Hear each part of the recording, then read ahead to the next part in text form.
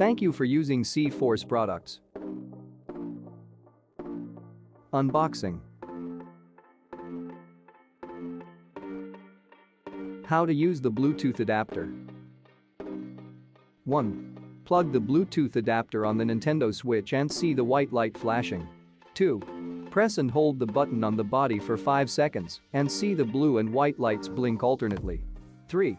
Turn on the Bluetooth audio device and adjust it to start pairing close to the Bluetooth adapter and clear or turn off the previously paired device. 4. The blue light of the Bluetooth adapter flashes slowly, that is, the connection is successful. How to use USB extension cable. 1.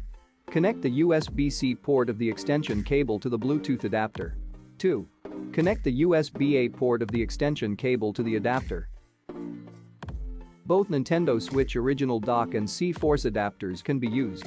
The computer can also be connected through the USB-A port of the extension cable. Thanks for watching and enjoy your products.